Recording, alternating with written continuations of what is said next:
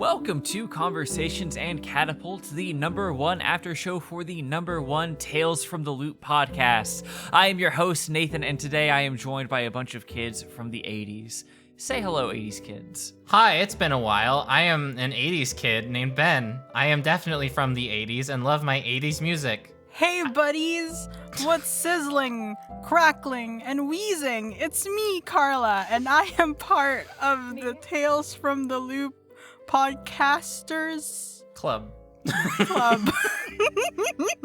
Those intros were totally radical. I'm Sarah, and I'm from like the 80s. Ugh, thinking of any other era? Ugh, gag me with a spoon. What the fuck? It's an 80s expression. That is an 80s. That's Gag me a with a weird-ass spoon? 80s expression. Have you not heard that yet? Because I'm not from the 80s. Now Don't there's say a that! lie! You can't admit that on air, Ben. Well, I just Are you a did. time traveler? Yeah. Be gone with you! I'm from the 2100. Sam, introduce yourself. Hey, my name's Sam, and I'm from the totally radical era of the 80s.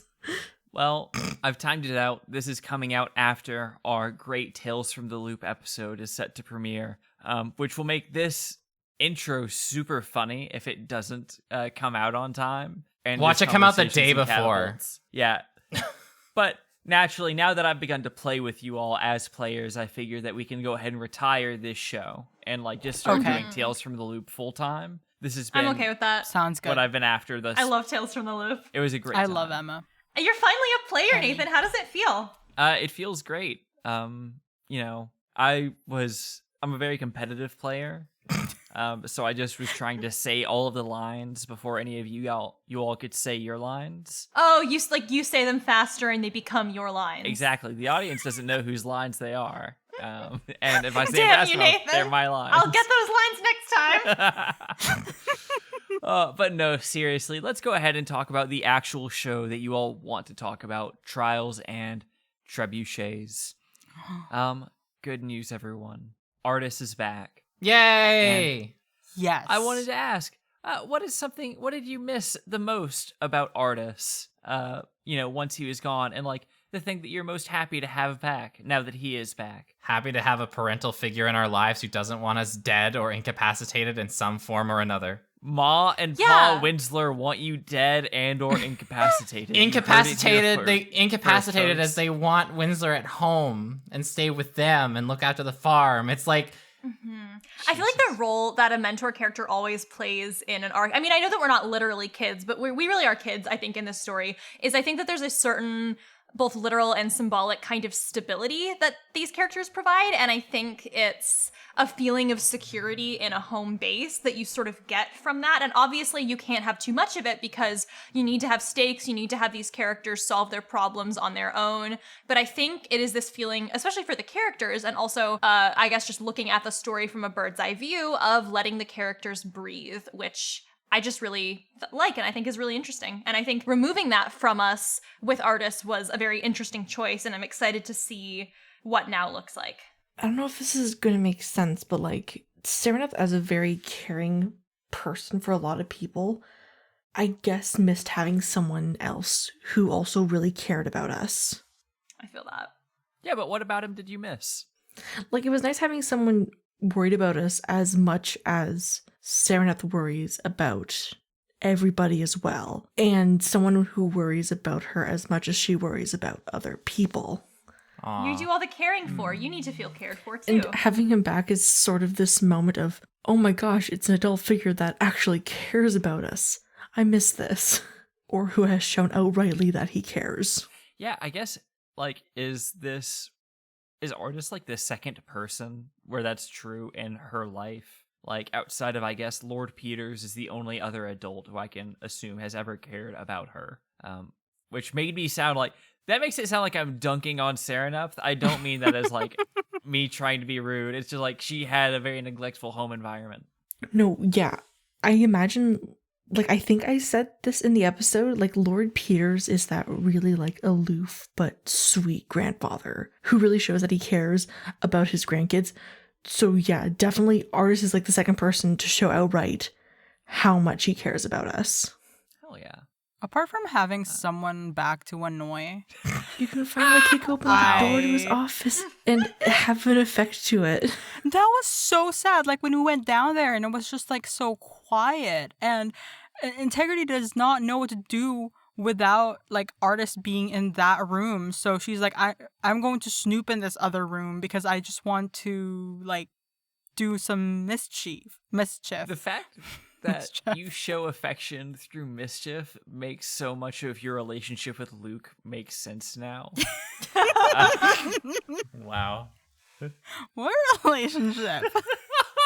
Exactly. But Have you ever kicked open his office door? Or like a door no, in the because I house? don't want to pay for like any damages. Damage But- deposit. That's also very That Integrity. is integrity. Got it. Dragon. But like apart from that, I think it's just like having another person on our side unconditionally is one of like the biggest things that I missed about having Artist with us. Yeah, I bet it probably made the whole council scene like feel a whole lot better with him being in the room for that. Mm-hmm. I think so. Sort of did. What about the duel? Like as we like move chronologically forward, did it help knowing that he was in the stands watching? Or no? I was just focused on beating someone up. Hell yeah, that's a valid answer. I think our most recent duel felt different from the previous one because the previous one also had the question of is this ritual going to work and give us back our mentor? And now that it has been cleared and he's back, it's like it's fine. It's like, okay, now we have no interruptions to beat up these other kids. Speaking of the duel being a bit different, there was one way that it was similar. Ben Winsler really beat himself up the first time that he was knocked out of a duel. And this time around, he didn't seem to have taken it as hard. I was curious, like, if there was any particular, like, one reason why that might be. I think it's a combination of two things. One, it's getting blown up in one hit, which I feel like is out of his control, unlike the previous one where he was beaten over and over, like, for 3 turns in a row, Oh, like, visibly. bud. I think just blowing up instantly... You know what? He'll accept that. It's not the end of the world because, you know, accidents happen. And I think it's also because it was actually for the better because of the meeting with Charlotte in the infirmary, I think. Aw. So I feel like that sort of overwhelmed any sort of feeling of like, darn, that sucked. Oh well, better try next time. I would Speaking of that explode for meeting- you. Oh, go ahead, Carla. Oh no, I was just doing a bit in the background. It's not it's not important. Okay. I was just going to say, it is also like speaking of that meeting with Charlotte, though, it is super interesting because we've been almost, 150 something episodes where Winsler has never had like an explicit romantic connection with anyone. Like the Oblex appearing as Charlotte was like, I think a moment of like flirtatious like tension, and now it's actually like upgraded. How does it feel to be role-playing romance, especially on the show this like far into the game? It feels weird, and I don't think it will ever not be weird, Yeah. in my opinion, because it's definitely something that Winsler's not adept at. But I think it might not be so bad because Charlotte is as equally as like anxious Cringe. and stumbly. As... I guess if you put it that way, sure. She's equally, if not more, cringe than Winsler. So I guess it's just kind of meant to be. They're meant to be cringe together. Cringe Aw. husband and fail wife. Aw. However, another aspect of the duel that was very fun, unless any of you have anything that you would like to say about the fun Charlotte and Winsler ship. What is that? What is the name of that ship, by the way? Do we have one yet? I think it was Winslet. Yeah, Winslet. Winslet is good. Oh, it's not Chinsler? Her name isn't. Chinsler is really good. I never thought of that Wouldn't one. her name have to be? Wouldn't it have to be Charlotte then? Charlotte is her name. No, but it's not Charlotte. It's Charlotte. Charizard. Charizard. That's a Pokemon. Chinsler.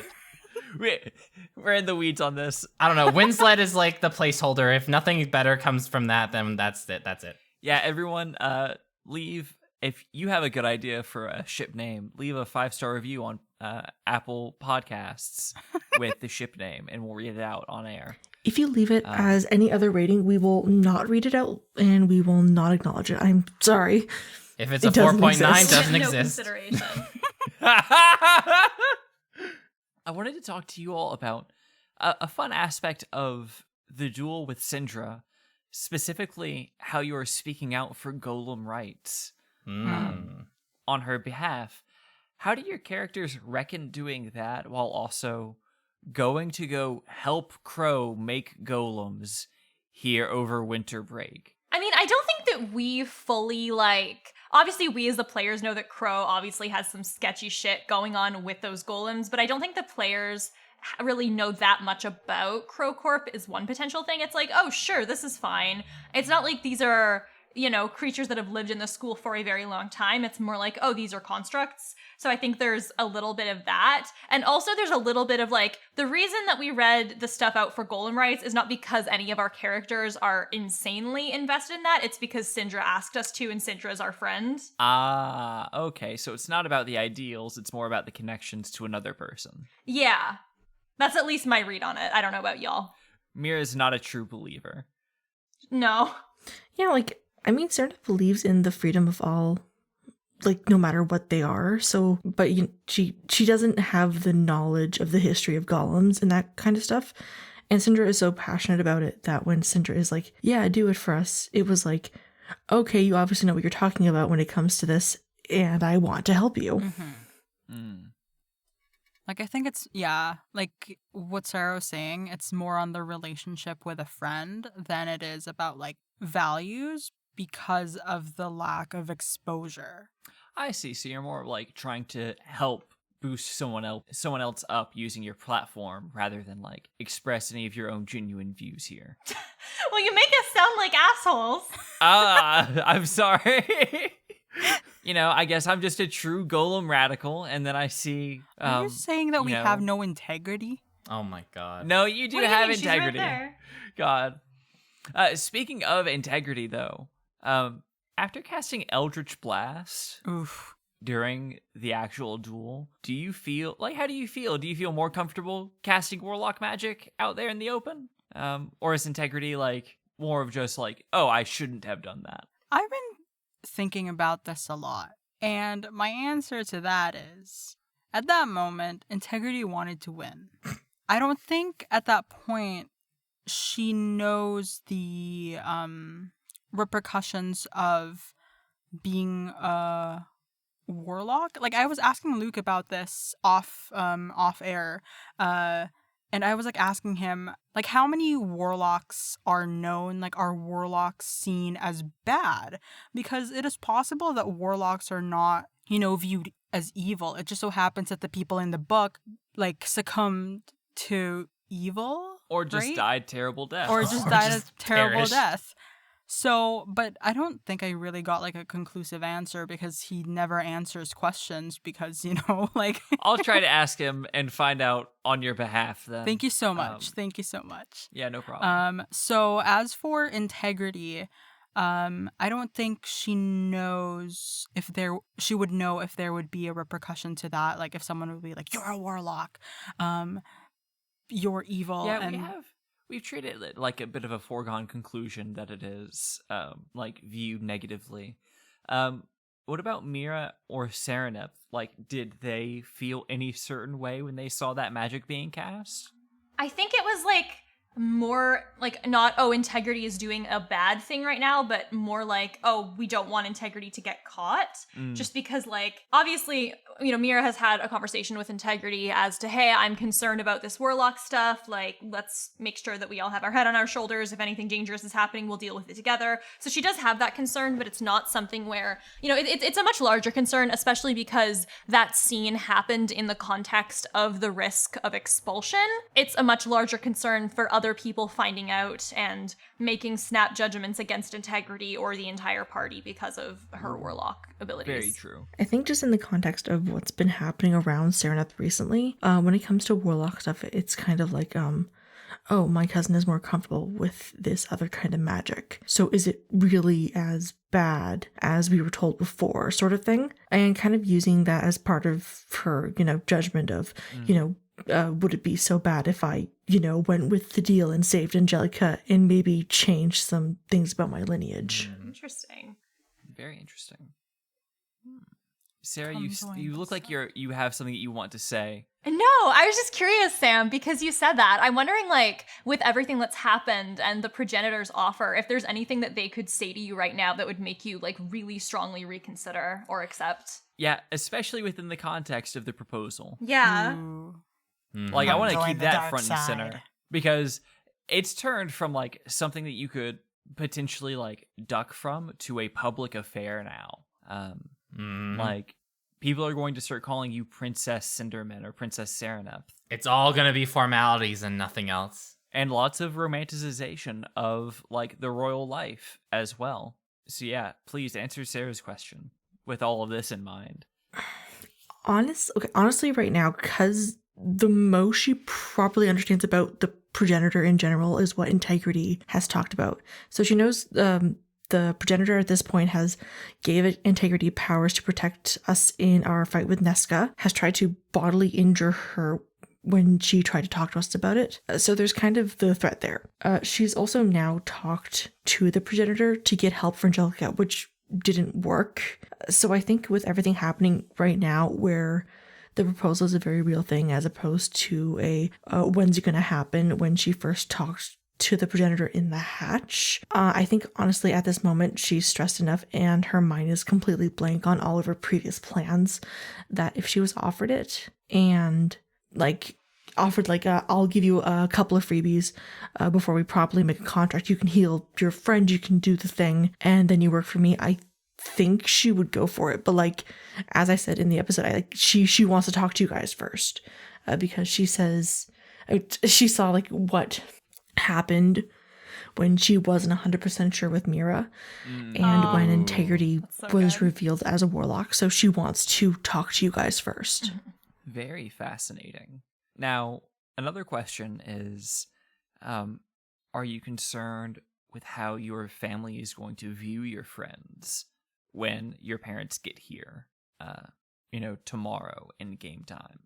There's was definitely some worry there because she already warned them about what her parents are like. Like in public, they're very friendly to everyone, but in private, they have their own thoughts on every person, basically. And so it's less of how they're going to act around my friends and more how they're going Has to there been react any- to me in private. So that's why she's like, we can't be around each other. I'm sorry, I interrupted your question. Oh no, I was just like curious if like the idea of like trying to train them had crossed Serenep's mind or not. Oh, definitely. Especially that they're gonna be at the winner's table. I kind of had this idea. I think I kind of touched on like a while ago that she was as bad as them, and then Philip's family came to the castle, and then they started teaching the kids like, hey, this is what the world is really like and not what your parents view it as. And then as soon as she learned this stuff, she was like, hey, parents, remember how you said that thing that one time that's like a super old stereotype about dwarves?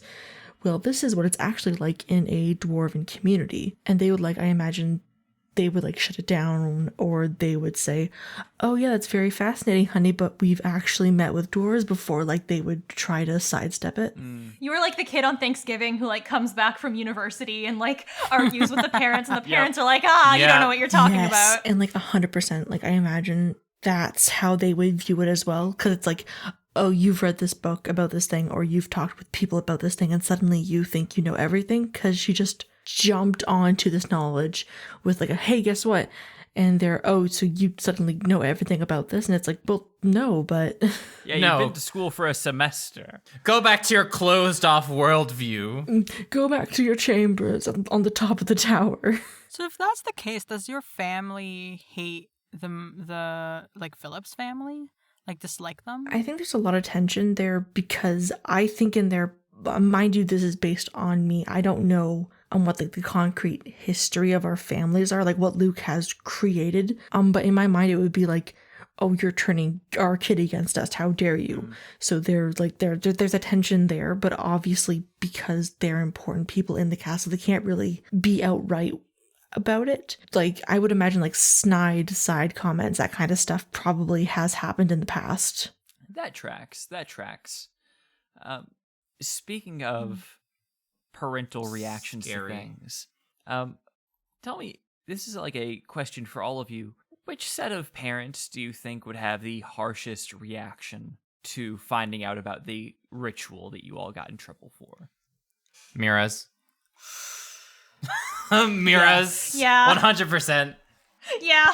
Not only did you die, but you almost killed your girlfriend and her friends. What? Yeah, I don't think they would take that well. I mean, everyone might have some academic interest in that ritual, but I think that would be far outweighed by like, what the hell? This school is a horrible place. You are intentionally getting into extremely dangerous situations that are bad for you and that are bad for others.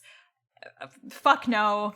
You can't do this. I'm very scared for you right now. I could also see Ma and Pa Wallaby pulling Winsler from school over this.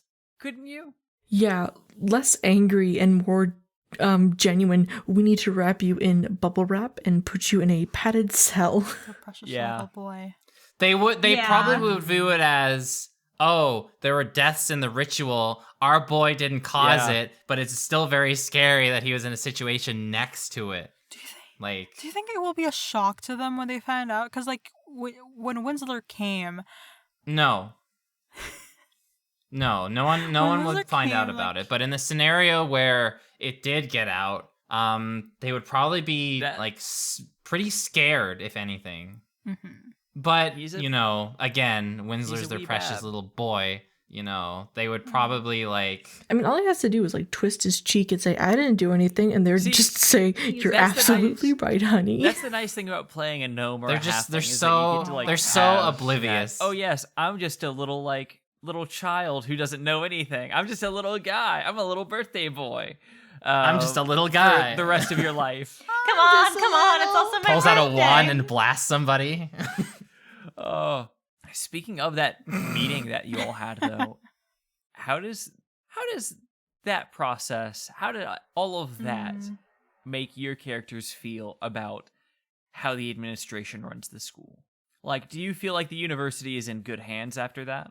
I feel like one of the things that it very much communicated, especially with the whole stuff with Alla, is that it isn't really about the severity of what you've done. The fact that all four of us did the same shit, but all of us had to separately make our own speeches and our own cases and got different votes from different people based on just who liked us, made it very clear that a lot of it is about the internal politics of the thing and not about necessarily keeping the student body safe beyond the optics of doing so.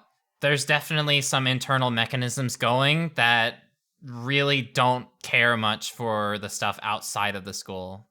There's definitely some internal stuff going on that's the root cause of their choices and decisions.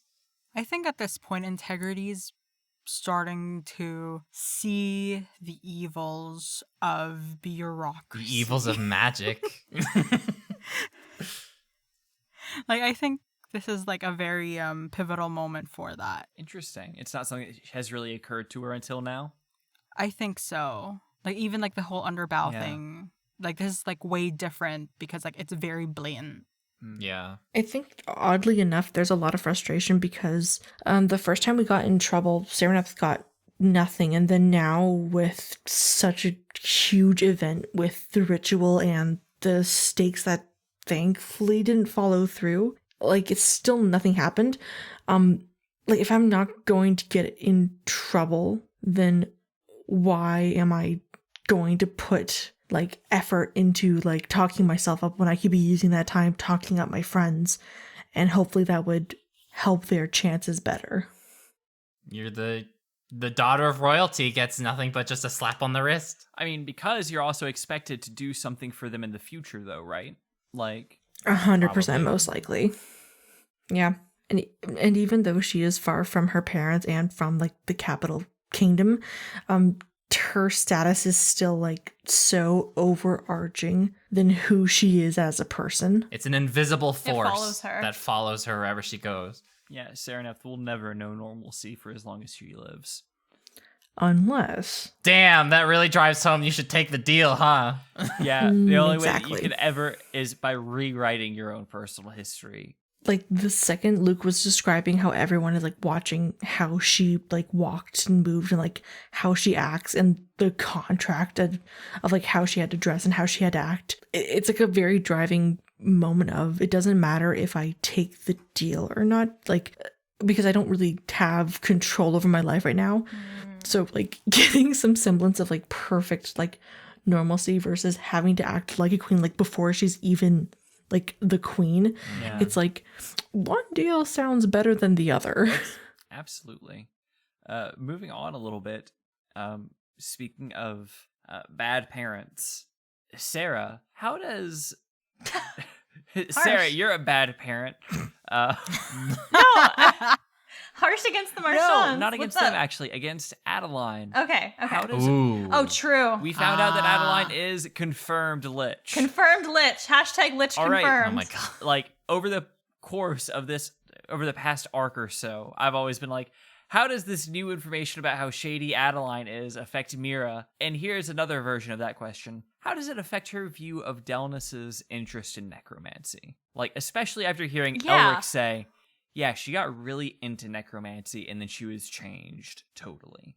Yeah, and one of the things that Elric said that Mira assumes Elric knows just based on this was basically after Delnus died and was brought back, Elric saying, I don't want Delnus to go down the same path, which I think is a very interesting little piece of dialogue. I think Mira understands that Delnus does not know her mom that well, but still very clearly respects and idolizes her and has a very good relationship with her. And I mean, it is confirmed that Delnus does not know about Adeline being a lich. So I think there's very much this idea of like, how much of your interest in this was brought forward by this relationship with somebody that you don't even really know. And so I think she's a little bit worried for Delnus in the sense of not knowing, even if Mira were to say something, she might not even be believed. And like, just this sort of not concern for why she's into necromancy, but concern for where that path could take her, especially with the lack of knowledge about what happened. Especially if, you know, Adeline may not have even gone over to work for Al Algrim intending to become a lich. Who knows? Just based on that conversation with Elric, it very much sounds like she was a different person beforehand. So there kind of is that feeling of, oh shit, this could lead down some dark places. Absolutely, especially with the other big necromancer that we know, Indumati Parlor, Oh yeah. is also kind of a piece of shit. Yeah. Like, exactly. not lich level, but like just bad. Like Yeah. not evil, just bad. Just doesn't give a shit about other people very clearly. Now, part of me has stuff to add to that. Let's hear it. So, if that's the case, if people are so scared of like the practice of necromancy, why is necromancy like a thing you can teach at the school in the first place? I have a feeling that Adeline's descent into lichdom or whatever was more of like an influence from Allah. Ooh. So I feel like Allah was pulling some strings and like influencing Adeline to go down a darker path than she probably intended. And now we've ended up with the Adeline that we have now. So I'm thinking necromancy for Delnus. Which then makes me worry. All right, we should be worried about Delnus. We should be worried about Mira, who's getting caught up in the Allah stuff. So a bard Yeah. lich is in the future.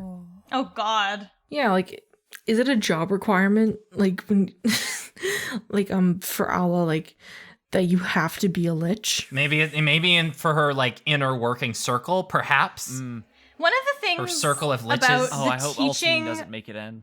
One of the things about the teaching of necromancy that's kind of wild to me, going off of what you said, Ben, is the idea that theoretically anyone with some modicum of magical ability can learn necromantic abilities, can learn the spells to bring people back, but only the people who have furthered their education in necromancy and who have formally decided to go into it are bound to the oaths of a necromancer. That's just very funny to me that the people with the most training and the most professional ethics are bound to very specific rules about what you can do with the dead, whereas literally any old person can just pick up a necromancy book and do whatever the fuck they want with it with zero oversight.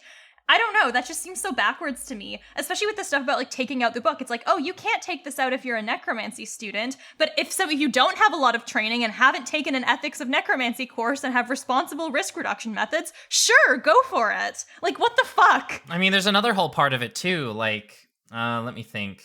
Like, I guess it just depends on what like field of study you're practicing necromancy in. Because if you know what to avoid and you're sure of what you want to do, it's easy not to go down that path. You can be a necromancer and not be like a creep, right? Like, this is reminding me heavily, and I don't know, of like Full Metal Alchemist, of like the whole like trying to bring like someone back from the dead. And it's like, either you join us or you're going to be put into prison for life because you committed like the ultimate sin of human transmutation, or like in this case, like bringing someone back from the dead outside of like a jurisdiction. And like, so it's like you either have to work that off by working for us, or you have to go to jail or get executed or something like that. Yeah. But then there's another thing about that. If you limit knowledge to a specific sort of thing, you're just going to have people be way more interested in it and want to break those rules to gain access to that knowledge so they can go through That's it. true.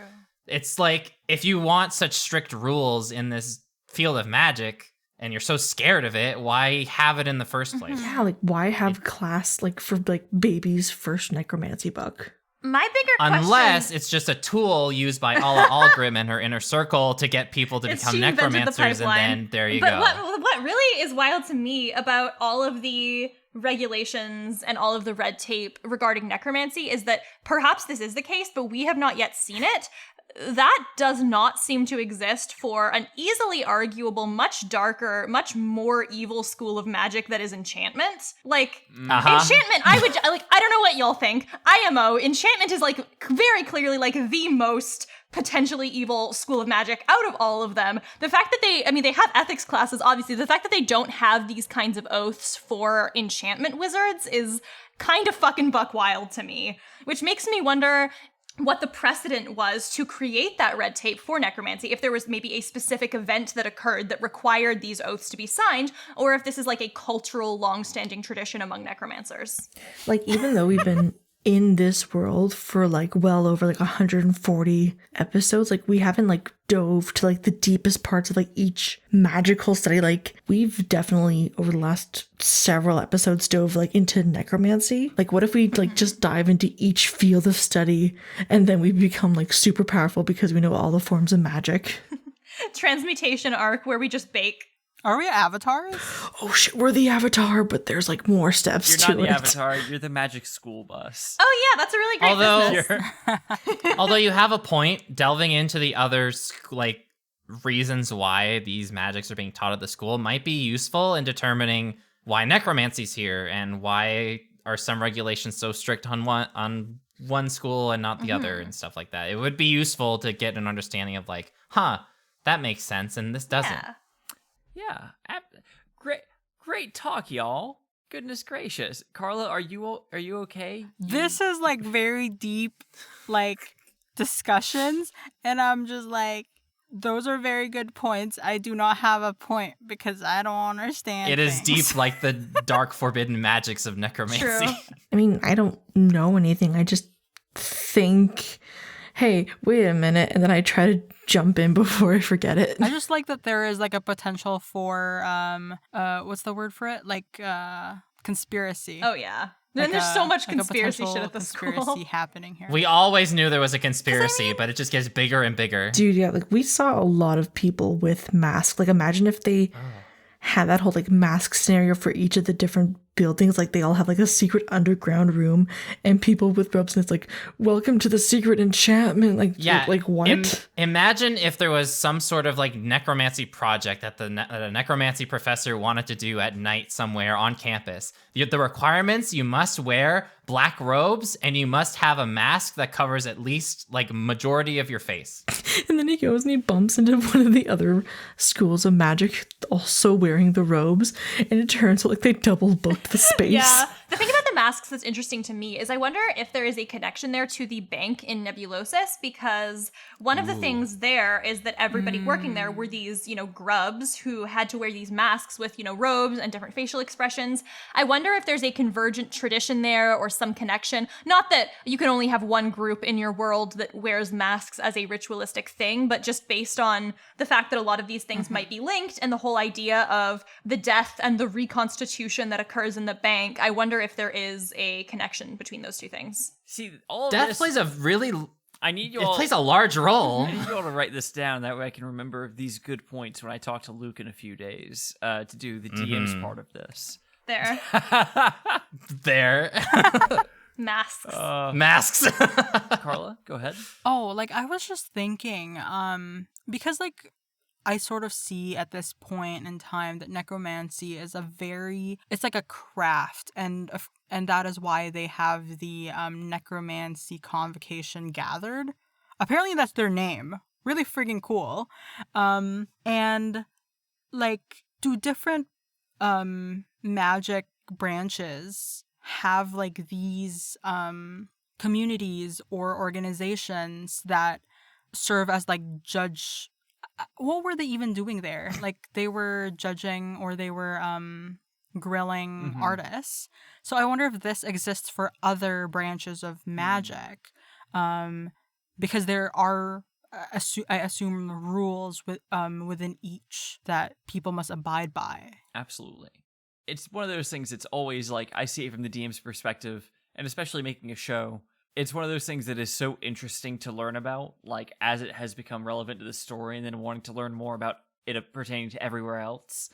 And then also I'm sitting from the other perspective of like, I would have jumped out of it. Like I would have exited the show if there was ever an episode where Luke sat down and was like, here are the different governing bodies for every school of magic. Here's what each of them do. But Nathan, And don't you want a here's, like, lecture the difference. episode? Yeah, we do need to have a lecture episode where you can learn about the seasons as well. Oh my gosh. But you know what season it is for Battleship me right now? season? It's shipping season. That's right. That's what we call a segue, baby. Whoa. Steeping season. That's right, folks. Are we tea? Well, we had a bit of a smorgasbord. I need help with the names though, because I was given the roughs for 157 and 158 this morning, and so I didn't get a lot of council member names. But this is going to be once again you all choosing from a pool of names. Okay. So we have Charlotte and her group. We've already done Syndra in the past, so it is Charlotte. And what are the other two names? Charlotte, Nadrai, Keeley. But Nadrai is a Patreon NPC, Keeley isn't. Okay. True. So it would be Charlotte and Keeley. Charlotte and Keeley. And then any counselors that have been introduced, I think Yithriax. Yithriax. Has Lord Peter shown up yet? He's too old. He's too old, right? At a certain point, they're too old. No, everyone deserves love. All right, fair enough. I mean, even I old guess we people. did ship Yexim at one point, didn't we? Yeah, that's fair. No. That is Yexim true. is like the anti-ship, or at least like in my examples he was. Yeah, but he still was used in a ship, technically. Well, I don't want to you choose don't my have to choose grandpa. Lord Peters if you don't want him. All right. I'm not. I'm not. Perfect. And then the necromantic people, none of them were actually named, correct? I didn't just miss them. None of them were named except Indumati, but there was that Indumati's one. gone. There was that one like tiefling. Unnamed Yeah, creep. the forget creep them. tiefling. Well, in that case, we have a group of 4 for battleships for you all to choose from. We have Charlotte and Keeley, Yithriax, and Lord Peters. Okay, I have one. Oh, Sarah already has one. Let's go ahead Yep. and hear it. Okay, so my proposed ship is Keeley x Angelica Lindman. So I've got a few Ooh. justifications for this. The main one is one of the things that we heard about Keeley is that she's essentially a wannabe Joan, right? A diet Joan. She's really trying to imitate Joan's kind of mannerisms and her power and all of that. So who is better for a wannabe Joan than a wannabe Delmas? Someone who tags along in these missions, really tries to get involved, seeks power, but has to end up getting rescued. They can be like the little baby first and second year version of, those two, of, the loser underclassman dating the cool hero upperclassman. Basically a little baby's first version of that. They could have Yeah, it's fun moments decaf, y'all. like, yeah, it's decaf. Yeah, Joan and Delmas. So, you know, what do we have out of this? We know that Angelica likes Joan, or at least admires her power. We know that Angelica wants to be rescued. She wishes someone could rescue her from a book. But Angelica x Joan just isn't happening. Joan is too much. She's out of Angelica's league. Joan's got admirers out the wazoo. Never gonna happen. Keely, on the other hand, she wants to feel cool. She wants to feel heroic. She wants to feel like a tough, competent person, especially after getting fucking wrecked by a bunch of first years in a fight. They could have a cool scene of, you know, Keely visiting Angelica, helping her get back to health, keeping her safe, getting to show off, help each other practice for the duel, especially because Angelica wants to do well, hopefully, in the next round. And, well, who better to help her train and practice than like a cool upperclassman girlfriend who's won a bunch of duels? I think those two would be cute as hell. It is a cute time. It was a super Thank good you. time. Thank you. Ben. Thank you. Oh, and Sam also has one. Whoever wants to go first. I'll let Sam go first. All right. Ben has told Sam to go first. So you, my wonderful coach Nathan, said, don't go for the same thing, go for an opposite. And who better to go with the supportive father figure, like Lord Ythriax, than someone who was against us from the very beginning, a Headmaster Underbow, Whoa! who 100% was against us. And Lord Ythriax like had to like step in and be like, hey, you're going too hard on these kids. He's like been the one to stop like so many kids from dropping out, because I don't think it was just us. I think every year like Underbow like found a group of kids that he did not like, and he just like, I'm gonna make your lives hell. And Lord Ythriax like come in and be like, no, you have to like nurture and help these kids grow, and together they make one functioning adult. That sounds about right, because Ythrax would also get walked all over. I'm just telling you right now. Oh, 100%. Like, you do like Yeah, one nice thing that's- for him, and he's like, oh, you are perfect, and we will do anything for you. And Underbow is like, please be realistic. Ben, you said that you also had a Ythrax combo. I Are you still going to go that way? I do, and I feel like it's sort of like a parent dynamic, but Ythriax is like the soft parent, and who I'm going to pair him with is Dessa. Ooh, interesting. Ooh. Interesting. So think about it this way. Ythriax is the soft parent who's like, you know, you're young, you make mistakes, it's fine. And Dessa's sort of like, you know, the hard, like, wall of realism. You know what? You kind of need to have like a little bit of tough love here and there, but, you know, it'll help you grow as a person, and this is prepare you for the real world and stuff. But the best part about this dynamic is both of them are boisterous, and I feel like Ythriax would love to be, like, is sort of the adventurous type, so I think he would love to get away with Dessa on like an excursion somewhere outside of the stuffy council office. You know, just get out there and explore what life has to offer. And I feel like Dessa can definitely do that with him. Interesting. That's Bold choices I like all around that. for Ythrax. All right, Carla. I have one. I would pair Keely with Ira. So Keely's magic is earth manipulation. And also Keely is a very arrogant person, being like, I'm gonna beat your ass. And we already have argued that Karina and Ira are good together. But imagine if, like, it's Ira and instead someone with the ability to manipulate dirt. So Ira can just be like, hey, Keely, can you please do this, like, dirt, like, castle for me? And then Keely will make, like, a big dirt castle, and that's where they can So have their you're- date. you're So I thinking think they're perfect A together. dirt girl with the dirt girl. Yeah. Incredible. So they're dirty. Amazing. All right, great ships all around. Let me go ahead and recap. We have Sarah coming in for Keely and Angelica as the Diet Delnis and Joan relationship. Then we have Sam with Ythriax and Underbound, an odd couple parent duo who form up to be one decent teacher. Then there's Ben calling up Ythriax and Dessa, balancing each other out, and also Dessa helping Ythriax escape into nature a little bit, go glamping probably. And then there's Keely and Ira, a dirt girl for a dirt girl. Go ahead, everyone. You can send your votes in to me right away. Well, I can't right away because I have to type it up. Sorry. Copy paste it. So, in a surprising, not a surprising turn of events, actually, a great winner has won today. congratulations to Carla. The dirt and dirt combination is one that found its way to everyone's heart, including my own. We love it. We love a good dirt kingdom. We do And love. you can have it all. I'm not crying. You're crying. Congratulations, Carla. I want to update the scoreboard. We now have Sarah still at the top with 7. Jesus Christ. Ben with 4. Carla now with 3. And Sam close behind with 2. It is still anyone's game because there is no time limit and this game will continue forever. So continue competing. Don't lose heart. We're never gonna stop competing. No, you won't. Because we're competitive. We're competitive. Thank you all so much for joining me. I hope you all had a good time. And dear listener, hang on until after the break where I'm going to come back and talk with Luke and sliding into the DMs. Bye. Woo! Bye, everybody.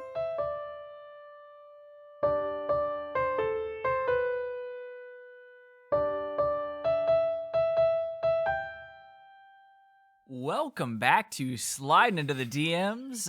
I am Nathan, your late night DJ here on this late night recording of Conversations and Catapults. I've got Smooth Luke here.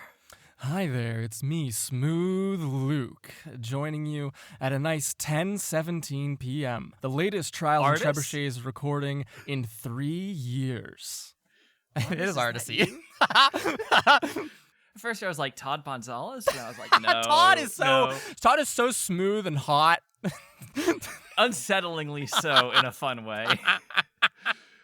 Oh, It's good to be here. It's been a while. it's been a while. We recorded Tales from the Loop. Yes, we which did. was a fun time. It And was- now you're going to ask me questions about it. Absolutely. Did you know an osprey is a good bird? Define good. Yeah, You know, sick. really, when we Fucking think about it, cool as hell. Just a dope raptor. They have big elliptical soaring wings that allow them to soar over and view their prey with pristine eyesight. it's a flying bird. Yes, they are flying birds. I know they were described in the episode, but when it was a mascot, I immediately went straight Penguin. to ostrich. Oh! So I was like, flightless bird, os. All right, it's there, This is- yeah. it's the same.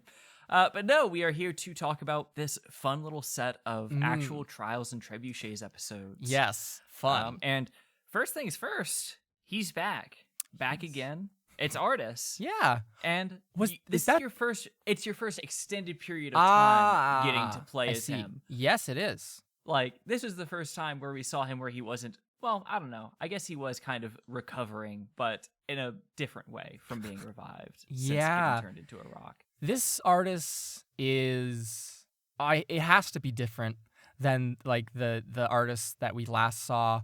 It's I really have enjoyed playing him again. It is nice to be able to like that whole scene where it just like it's this thing where it cuts through that tension that was built. He gets brought back from the stone into fleshy form, and then Alma's like, you fucks almost killed me, blah blah blah, and it's all very serious. And then Alina's like, you did kill me, and Delnus is like, I saw snake shit. And then it was said much more dramatically than that, of course, but then like Of course. and then the next episode it's like the delightful morning, and Artis is just thumped dead on the floor, and everyone's like, "Oh no, what do we do?" And it's just a comedy routine essentially for like 30 minutes. It's so. I loved what you did by doing the thing where like if a flesh golem gets zapped by lightning, Yes. they regain like hit Yes. points or like they get advantage or whatnot. I don't know the specific stat, Yeah. but incorporating that into Artis' new body. Loved that, and I also loved the fact that it had to actually do damage That was to my work favorite. because it's a thing that came from A what would monster. consider to be an enemy. It's Yeah, an enemy. absolutely. You're trying to do You damage to it. must hurt him. You must hurt our. So that came. There's actually like a funny behind the scenes kind of root cause of this. It's just so much. There's so much of the show that like I'm like I did this badly and I need to do justice, and it changes things and it's good. Where I, as Alma in episode 154, was like, you might have to do the thing you did to him to do it again. And I was dying in that episode. I could not see straight. I was melting. I was very sick. And so upon editing, I was like, oh, this is a very good episode. But I feel as though my players don't understand what the fuck I am saying here. And so let's start the next episode and I can show them exactly what the fuck I meant, right? Great move on your part then, because Yes. that was also it really made it feel good that Artis was back. Yeah. Because if it went from we get Artis back and now we are immediately taken to the council and we have Yes. to plead our case, Yes. that would feel awful. It would be like you are punished for fulfilling a quest. Mhm. It's like you And- did it, simmer a bit in the aftermath, have a nice level up, unprecedented mid-arc level up, and Love a good mid-arc level. have some downtime, deal with your families, get a love interest, get proposed to, sitting around a dining hall, all the lovely Love interest shenanigans. is I guess love interest for Winsler. Yeah, Charlotte, I was- not the prince. Listen, I don't know what you have planned for the prince. Oh my God. Actually, I know it's not too terribly much because you asked for his personality traits from other people at the table. So yes, I'm like, I did. I get that he is more of a tool or a vehicle in the He story. Carla gave me a gift when I said, okay, what's some street level rumors? And Carla's like, he's a big fucking idiot who's just does his best, but he's an idiot, right? And I was like, He's the himbo prince. I literally was cut off by saying, all right, Prince Fred, the himbo, right? And I got cut off when I just said Prince Fred, and then editing, and I was like, holy shit, he's like fucking Scooby-Doo Fred Jones God. or whatever. And that's him now. That's just gonna be him. It's changed everything. He shows up, like, we have an arc where he gets to be like the NPC helping out. Yep. He's like, hey, gang. Oh my God. He's absolutely.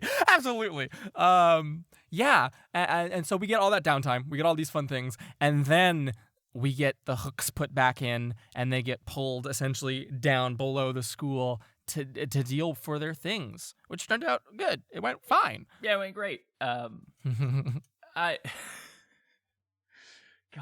just there's a feeling in this arc of a lot of chickens coming home to roost in a way. Yes. Where it and that makes sense because it's not quite a homecoming, or it is a homecoming as in they came home, from Isithil. Mm-hmm. But it is also a homecoming in that home is coming back to the characters. Yeah. And so it is interesting to see this marriage plot be thrown into full force, especially because this feels like an end game Yeah. thing. It is like I'm being robbed of my last year at school and not, my remaining years of school. Mm-hmm. Yeah. I don't know. I'm interested, like, God, a part of me is just like, hey, tell me spoilers. Why is it now? Why? Tell me about, like, the reason for the timing now rather than any other time. So that's a great question. Was it to be a source of stress between Sereneth and her parents? It ties into, first and foremost, the Cindermans have loomed on the horizon since episode 10, when Sereneth showed up. And Underbow said, don't go corrupting this girl, y'all, because y'all are some fucking hooligans. And now she has green hair. Yeah. And pronouns. And the Cindermans have been hinted at, been teased at, sent letters, been told anecdotal things about them. And now we see this, an actual display of what they do and how they act, not coming to the festival because they were trying to arrange their daughter's betrothal to the prince, right? And they'll be here tomorrow, right? They'll be here for the gala and then they'll be off. That ties into what I want to do with nobles and what I want to show of the nobles in this first year. And putting in the betrothal thing now, and this applies to so many things, Nathan, and your question of like, why now, right? This is the best chance I'm going to get. I'm going to take that chance because it might not ever present itself in such a beautiful way to me. And there's so many things like that. Artists taking this moment and being like, I'm going to be leaving for a little bit, not forever, and I'll try to be in contact. And I didn't intend to say that in that moment, but I was trying to act as artist and usher them along. And they were talking about like, oh, I asked someone to the dance, and Mira talking about Delness, and them all getting kind of like very emotional about relationships for a moment, right? Yeah. And artists, I was trying to play as artist in that moment. And I was like, his entire like motivation right now has literally been like, I heard my dead wife's voice while I was trapped in a stone. And I'm not okay with that. And it's reawakened so much shit that has not gone away. I don't know if you have more. I was just putting a verbal pin. Yes. Because there is something I want to come back to Oh. here. Another one of those, like, I want to ask you about why you made a certain decision. Okay. So I'll be brief about this one then. And so the betrothal thing is something I've had in the back of my mind. It's something that Sereneth and Sam and I have talked about it. Sereneth and I have not talked about it. Sam and I have talked about it in bits and pieces. I am the worst dungeon master on earth to communicate with, because my players will send me things and I'll go, interesting, fascinating, very neat, good ideas. And then I will take that, ruminate on it in my brain and make it worse or fit it into the world in a way that I deem fit. And then I will be like, oh, do you remember that thing we had a conversation about for 12 seconds 2 years ago? Here it is, blam, right in the middle. And then like, you can hear Sam's reaction in the episode of being like, oh, right, immediately getting like, it's like genuine like anxiety, right? Being like, oh, I thought I had more time. Yeah, exactly, right? I fucking live for those moments, and doing it right now is the only time I'm going to be able to do that, because when can I spring this trap any other time that it makes sense, that it has such gravitas, that it will have such pull on the narrative? Right now is it, right? We can see the Idleberry reaction to it, Integrity's mother's reaction to it. We get to very soon likely see, or we already saw other nobles' reactions to it in Lord Peters, or even like elven nobility via Adeline, and being like, like both of them just congratulating her and not really giving a shit about Sereneth the person. We see Philip being very remorseful, but knowing that he can't really do anything about this. We will likely see a Lindman reaction to this at the gala or before, and then at the gala we'll likely see the Cindermans and who knows what else. And so like all of those dynamics can just kind of like be pulled together in this kind of way where everything's coming back home, Nathan. It's a homecoming. Like all the chickens have come back. These things that were set up at the start of the show, Integrity's relationship with Sereneth and that falling out between their families, the nobles, the forbidden love almost between Philip and Sereneth, the love that cannot be, right? It feels like a finale. Interesting. In a way. Like, it feels like we are building up to a, like, not just an arc finale. Yeah. Like, there are, because of these story threads going back so far, the fact that they're being pulled on now makes it almost feel like, oh shit, are we coming to like the end of something here? That's interesting. And I'm not like, I doubt that is the tone that you're going for, because you've been very clear that like it ends at graduation. It could end at graduation. The end of world. Unless... Or the end of the world. Yes. It ends when there's a good ending, Nathan, is the answer, right? And if that's graduation, that's graduation. And if that's the gala, it won't be the gala. It will not be the gala. There's no way. Troil. Yeah, there's Troil. There's Artis's thing. I think that pulling these together now, it's the same. I can compare it to one other thing. We knew Adeline was undead from the moment she stepped on screen, because Sarah made a joke and I went, yeah, which is not something I do. Big ups to you, by the way. That's the way to run a game right there. The Nathan influence. And no curtains. So if we pull these things together now and we put these on in the melting pot, what does the story become when these things resolve? Where are these characters? It's this thing of, it's not a finale to the story at large. It's a finale to the first year, right? And so I want that to be a demonstrable, you started the year here, and now you've arrived back where you started an entire 4 seasons later, and what has changed, right? And if you came out of this the same way, like devoid of all the trauma which you've inherited through your adventures, but if you've come out of this the same person that you were when you started this year, and you have the same relationships with everyone, and you view the world in the same way, and all of these things, if you had no growth, if you've remained static, then what are we doing here? Do you know what I mean? Yeah, which player were you talking to just now? Who do you think? I want out. Sarah, you're the only one who listens to this. Sarah, you're great. You lean into Sarah, it. you rule. Yeah, Sarah, you're awesome. Hell yeah, go Sarah. Thank you for listening. This is this is the regular CNC segment in the DM section where we just compliment Sarah, right? That's true. We have done that a lot. It's because Sarah's a great fucking player. All of them are great players. Ben fucking strode away with things this time. Carla with the amazing, just like Carla in this segment of episodes was like, "Hi, I would like to do these things," and I forced me into doing them, and like we've not even come to the end of that. And then Serenep, this is just Sam, this is just the pinnacle of all the planning and like the hooks that have been laid out throughout the show is coming to now. And so like it's this wonderful little bouquet. It's this wonderful little bouquet of my players being excellent right now, and I'm very much enjoying it. Everyone is really firing on all cylinders. Yeah, it's great. Now, coming back to that conversational pen. Yes. When you talked about Artis hearing his wife's voice for the first time in years, hey, why did you decide to make him conscious as a rock? Oh, because that might like be like a very shallow thing to think about, but I was like, what was the reason behind that decision? I'm just curious. There's a couple reasons, as there always is. The out of game kind of just like we make a fucking podcast reason. I don't want them to sit there and he said this to Serenap. I don't want them to sit there and be like, Artis, and this happened, and this happened, and this happened, and this happened. And I'm like, shut up, let's move on, right? It's literally that. Artis says, just assume I've heard everything, and if I haven't, I will let you know, right?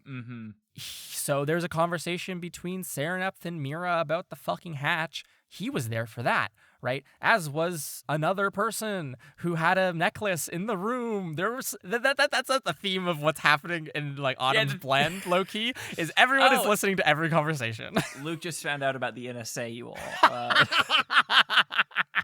As a Canadian, he feels he has to do something about it. And so that's like the out of game reason. The in game reason is I just want to hurt Artis. It feels good. It feels good. It's magic jar. It's part of the spell is that you can perceive your surroundings. So it felt necessary to include it. That makes sense. People were really speculating about that the entire time of like, do you think he's going to be able to hear this? As if anyone had any doubt that I'd be willing to fucking hurt this dude. Like, are you kidding me? See, I mean, it really depends, like, if you think hurting is hearing the wife's voice, or then finding out at a much later date the Dane you all were situation around Fidan and you did not tell me and you hurt her. I mean, we saw that after Nebulosis when they're like, hey, your friend who you haven't seen in 10 years died and you didn't get a chance to say hi to him and he just got an arrow or a crossbow bolt through his neck. Anyways, bye, right? And it's like, that's fucked, right? And so I want to hurt him. I want to give him this motivation, right? This very loving, hateful push of like, Artis, this is your call to adventure, bud, right? I'm not sidelining this character because like he just got brought back. And from a narrative perspective, it's kind of stupid of me that I'm like, oh, you brought this guy back. I'm taking him away from you again. But it's... See, but that's the thing. Yeah. That also... And this is how we should look at games, or the games that we run, is that the players are the protagonists.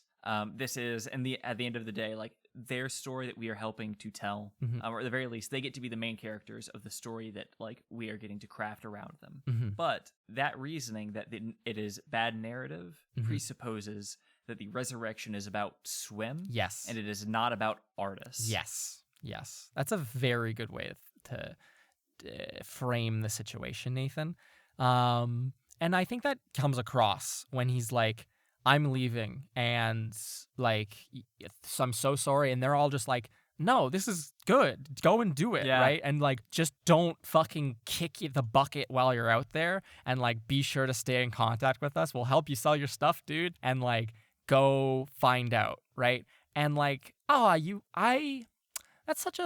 think this is a very high point for Artis in all reality, right? Yeah. like we talk about hurting him, but like this truly is. This is the like, most heroic he's ever felt or he's ever seemed in the podcast. You really did Gandalf the White him here. Oh my god, I did. You did Gandalf the White him. Artist he the was an red, old I'm curmudgeon. artist the yellow. Changed his color scheme and everything. Oh no! Oh no! Oh. It's all Lord of the Rings. Yep. Dungeons and Dragons has always It's all Lord been. of the Rings. This podcast is a Song, Ice, and Fire and Lord of the Rings. We cannot escape that. Yeah. So that's the reasons. Yeah, thank you very much.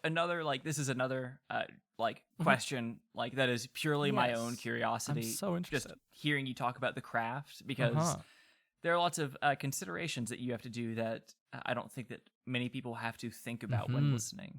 One of which is, I think this was in this set of episodes, the first time that we have heard a Patreon character in pitched combat against players. Yeah. I think it's maybe the first time we've heard a Patreon character in genuine initiative rolled combat. Yes. Correct.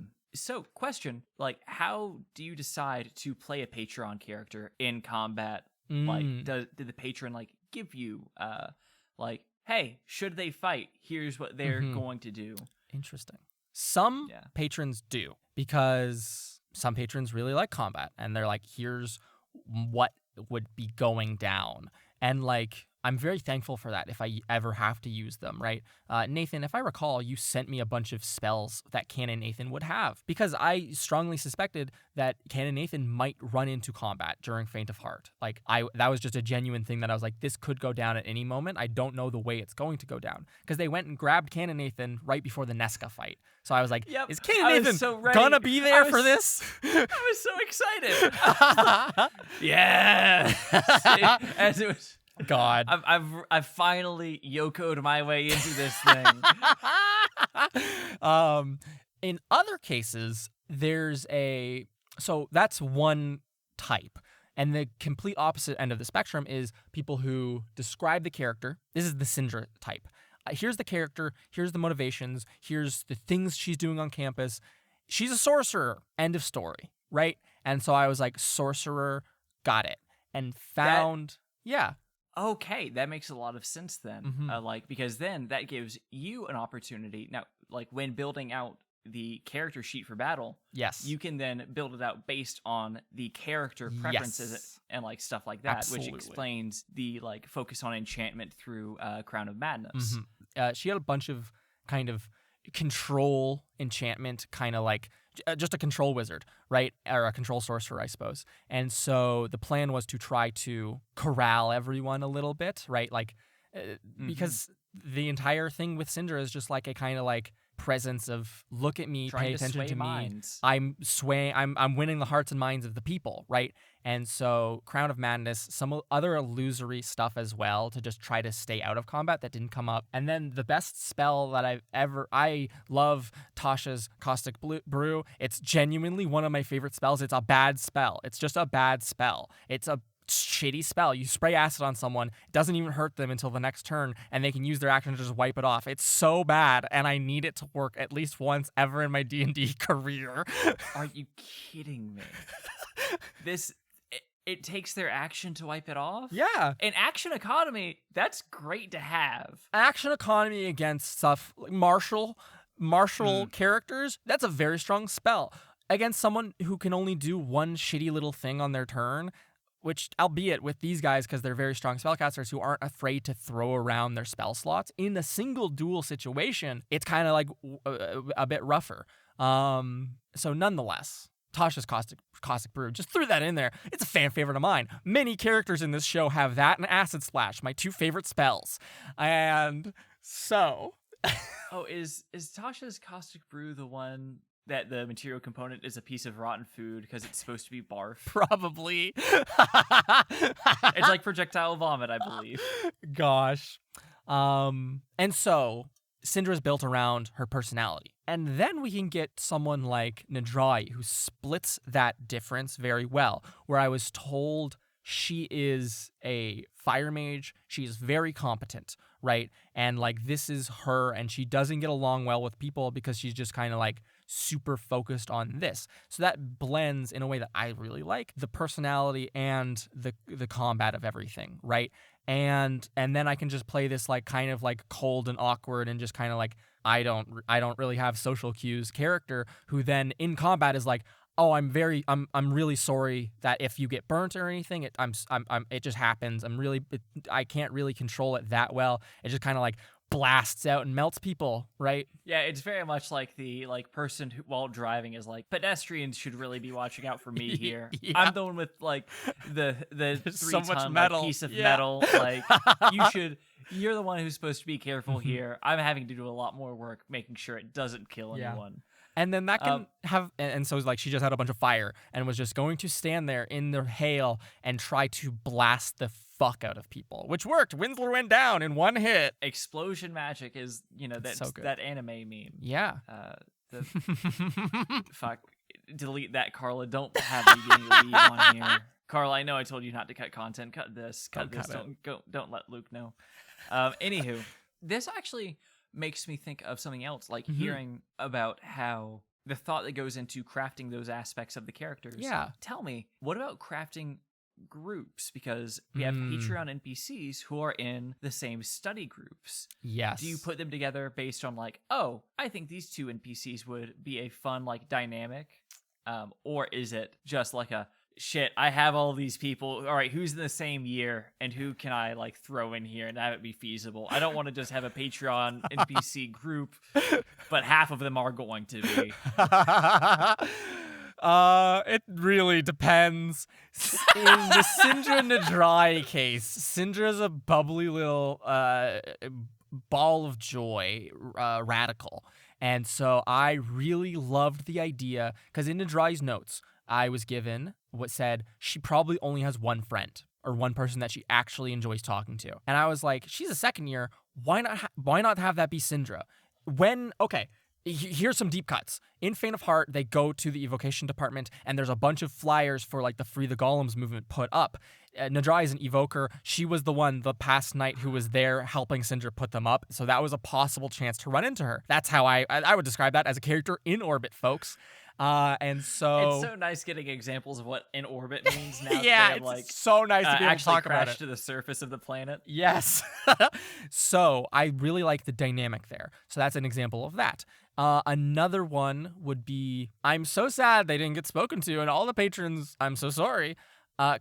Katanka's group, that he walked over and they kind of roasted him for like failing against some first years. Just a bunch of, I was just given, there's 4, count them 4, 5th year patron NPCs. And I was like, that's beautiful. So I put them all together.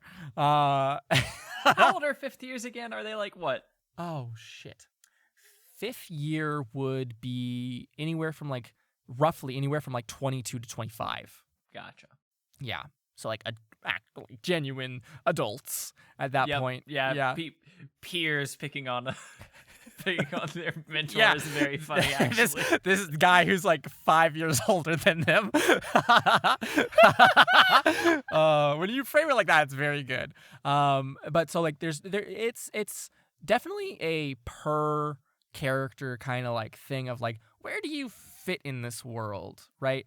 And that's why it takes so long for them to show up, is because everyone has their place, and I'm like, you belong here, and I want you to belong here, and I want you to be introduced in a way that you belong, and I'm so sorry I can't do that for you right now. Oh God, even I am so happy. Yeah, that is, I think so. Here, two things. Number one, I think that you are doing it the right way, and like the reason I say that, it goes against my every instinct. Because because when we were talking about before we recorded this episode, I am very much like, oh, I have moments mapped out, and I can just I'm trying to get to them, but also if I have something cool that comes to mind, I will throw it in now. Yes. While it's still exciting to me. Yeah, that's a big thing. So I think I would end up trying to make the setting adjust to fit the characters too much.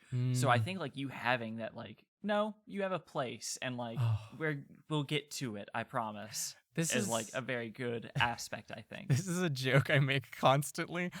thoughts exist in my head for either 2 seconds or 2 years. And so there's stuff that I've come up with before this podcast started, which I put a lot of effort and time into, that has never seen the light of day. And I'm like, you will become useful in a moment. I made this comment before we started recording episode 158, the council one, where I was like, oh, there's a thing I wrote on a Post-it note 2 years ago, and I'm excited because it might come up in this one. I don't know if it will, but it should, and I would be really happy if it did. And it was like, Alina Deadbread. who gets votes in the council, right? Which is just something that I was like, oh, this would be a neat way for it to work out. What's the dynamic here? Because I don't know if you picked up on that, Nathan, of like, there's 5 counselors and 6 votes. Yeah, I want to talk to you about the council vibes. Like, this is a good segue. Yeah, actually. perfect. Talk to me about the council.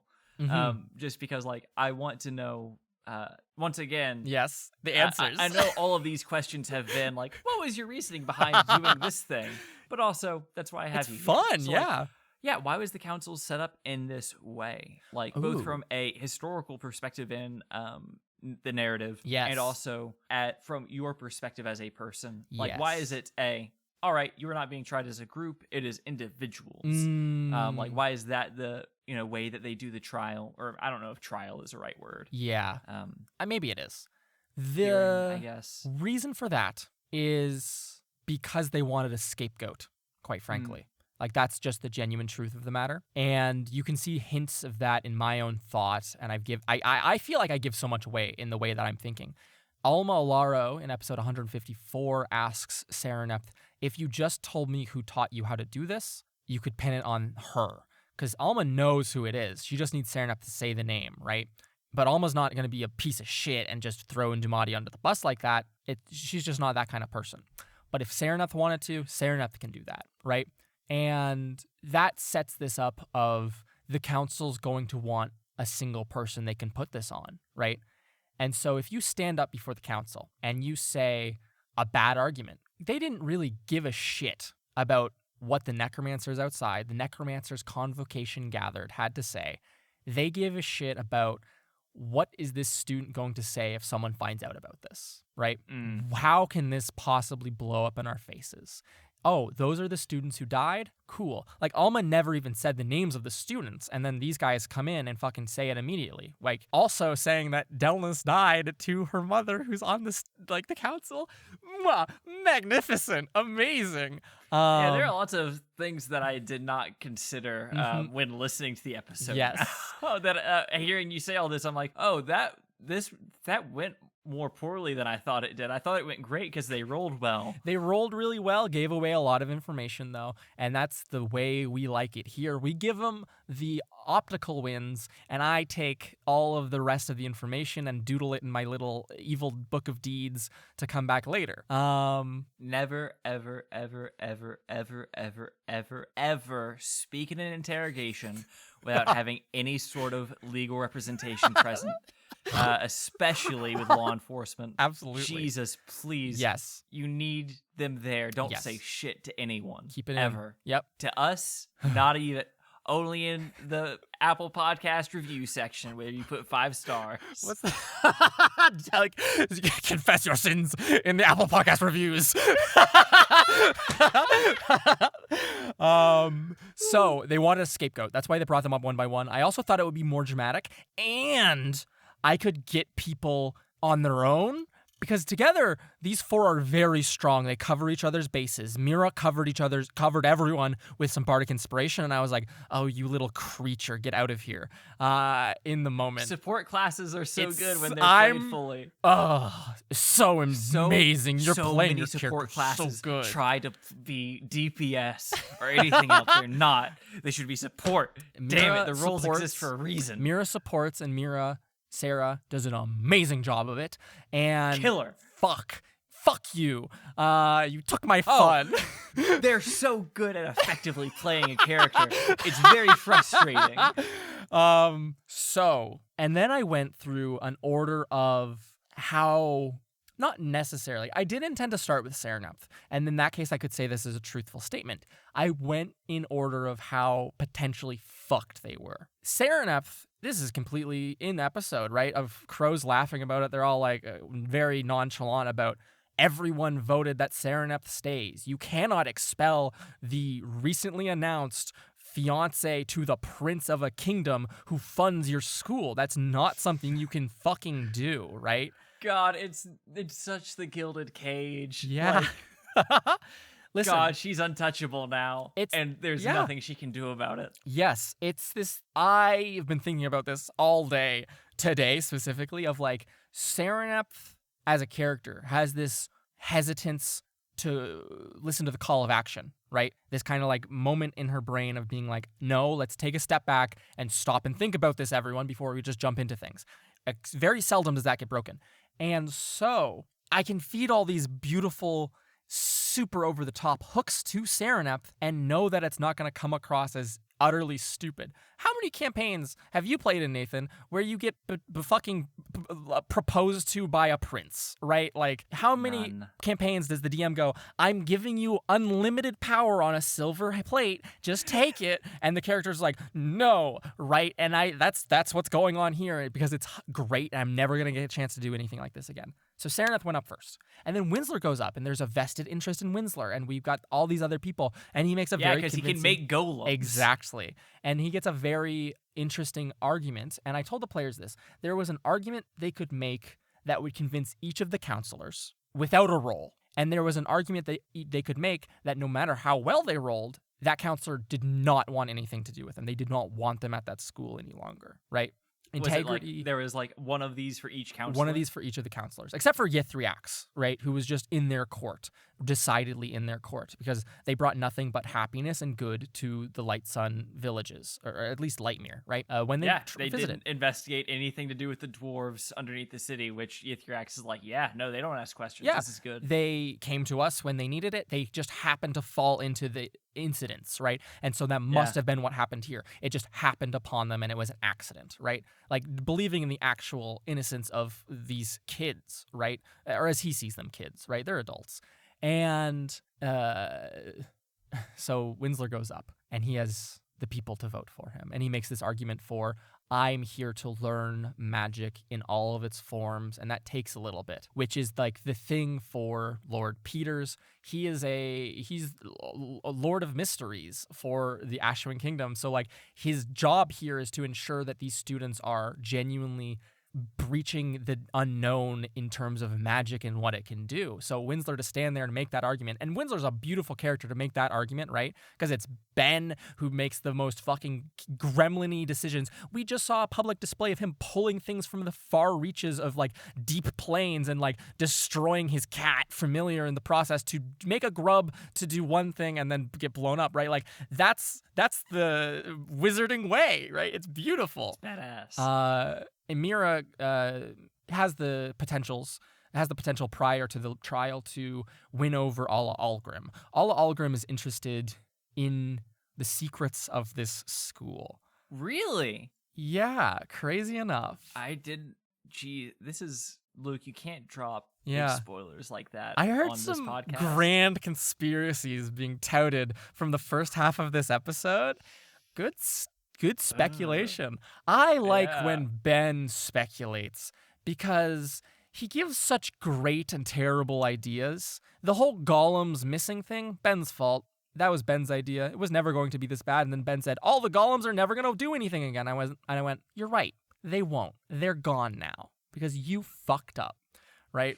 All Algrim's interested in the mysteries. If you deny that those things exist here, or in other ways undermine her authority, she's not going to help you, right? If she extends you an olive branch through Adeline to say, tell us what is going on here and we'll help you, and you say, no, because you're my girlfriend's dead mom and I am going to be kind of a child right now. Also, I found out you're a lich. I learned what that was from a book just now. Lichy. Nathan, can I ask you a question? Yeah, what's up? Do you think she was bluffing in that scene, Adeline, when she pulled Mira aside? Bluffing in which way? Like the specific line of like, are you trying to intimidate me? Do you think that I didn't want you to find this out, right? I think I don't know. I think she's so powerful that she can bluff and it wouldn't matter either way. Where like that is very, or at least that's me like knowing what a lich looks like, Yeah. like straight from the book. That is not knowing like how Adeline is different. Yes. Okay. But I would definitely say, it would make sense. I mean, all you would have to do is like plant it 1 degree separated from your daughter. Mm-hmm. Literally, that was all you had to do, was to put it like that far away. Mm-hmm. Like, yeah, make it think it was Mira's idea. Yeah. It's one of those things where I could see it being true either way. Yeah. And I would like, you could tell me right now and I would believe you. Good. Cool. I don't think anyone's read it that way. I think everyone's taken Adeline to be telling the truth this entire time, which is not something I think we know her to be doing ever as a character, which is interesting to me. Why would she ever need to tell the truth? Exactly. It's not her job. I love, by the way, I'm so on a tangent, but I just love Adeline. I love her dumb spy gadgets so much. Like her fucking bug ear, like where it just listens to you, or like her little, like, I'm going to find a person, little rock. I literally in the episode was like, Serenapth, no one can ever find you. No one will find you here unless they know exactly where you are, because you're kind of like in this corner, secluded, occluded by the Sweetling. And then I'm like, yeah, but Adeline has a little rock that it's literally playground shit where I'm like, yeah, but I have a power that's stronger than you.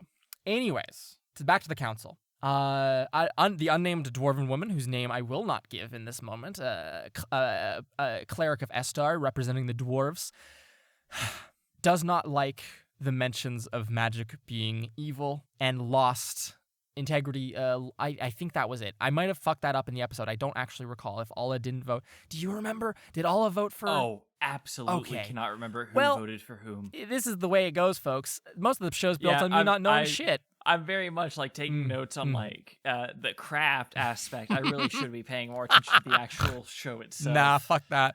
So, regardless, she viewed if someone offered to be penitent or showed any remorse for what they had did, and like here's some sort of punishment which I should take on, or I am sorry that this happened because it was just whatever, right? If they showed any sort of people died, yeah. And if they were like, nah, shit's evil, like let's fucking go, she was like, no, you are not fit to be here.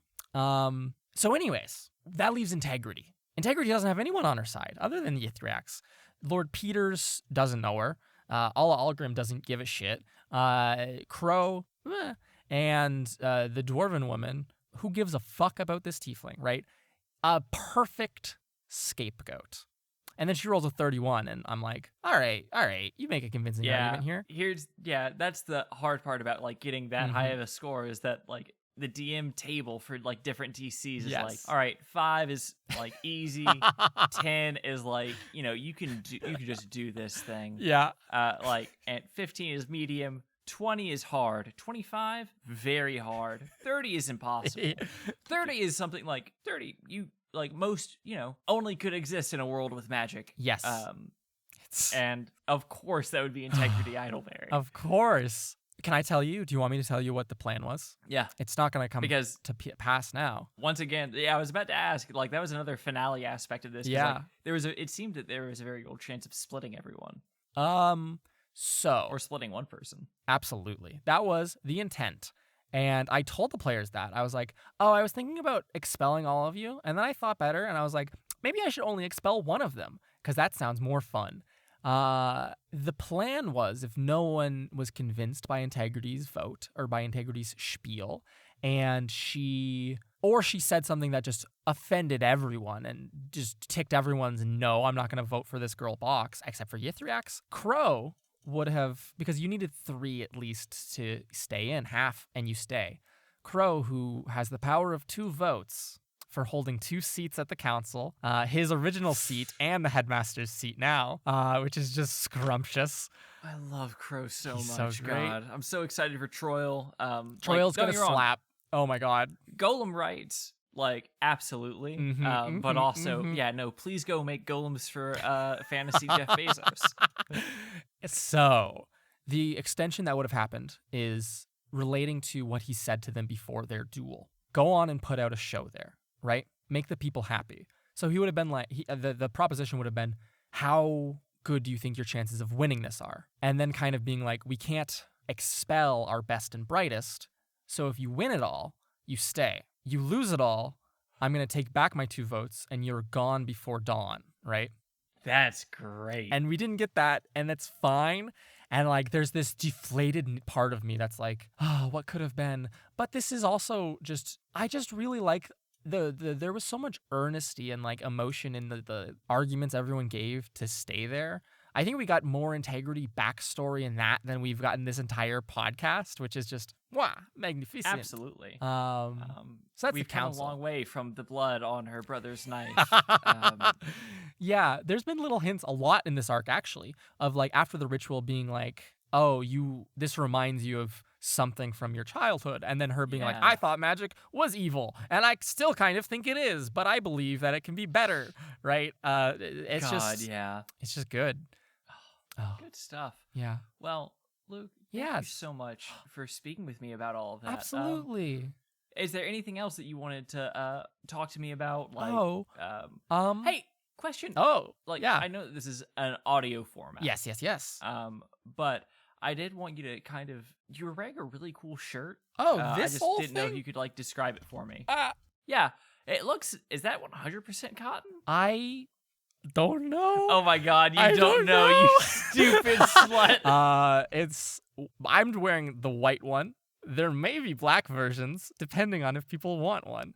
But I'm wearing this nifty shirt. It says, Trials and Trebuchets on the front, and it has a dope fucking snake on the back who looks cool as hell. She got a cool socket in her forehead. You might know her as Nesca, an Ascendant. It's just good shit. You can see the art That is good already shit. posted on our Instagram a couple weeks ago. Yeah. Oh my God, yeah. really? Yeah. Oh, I can wear that on my body? Well, yeah, if you go to trialsandtrebuchets.com, absolutely, you can buy one and wear it on your body. Because we have a merch I'd store love to wear now. that on my body, yaddy yaddy.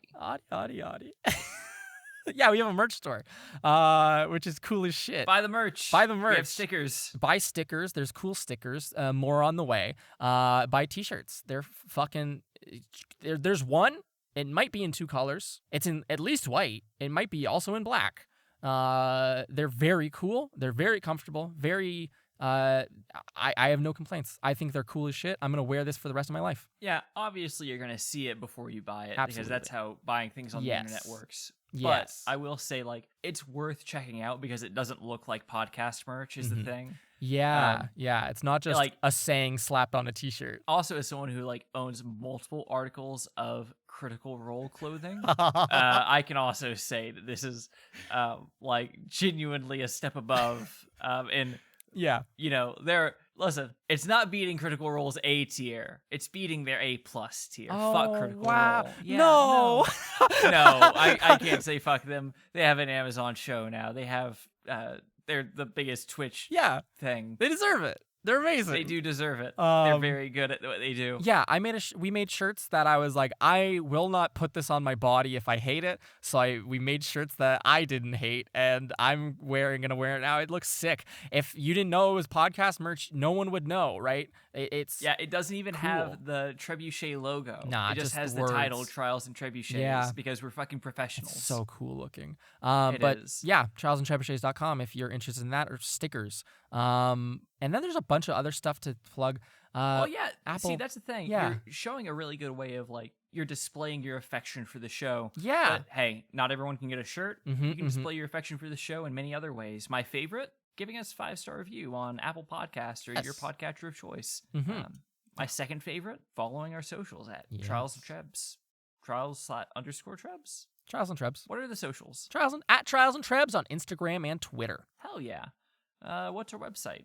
Our website is trialsandtrebuchets.com. That's where you can get the merch. And if you don't want physical merchandise and you want to support us month after month after month after month after month, that's patreon.com/trialsandtrebs, which there's great boons to be found over there. Yeah, we're now just actively recording blooper content that we're just marking off as blooper content. The start of this was 20 minutes of blooper content. Yeah, if you want to hear a great discussion about dumb bullshit before the episode in case you wanted more. A glowing review. And then finally, there's a Discord, the link to which Yeah. is down in the description of this episode, as are the links to everything else we mentioned. That's it for everything else. Extended t-shirt stuff, and then the plugs. Is there anything else on your part, Nathan? No, I'm just so happy, Luke, that we were able to be seated. Oh, Excuse me, we're supposed to be seating here together.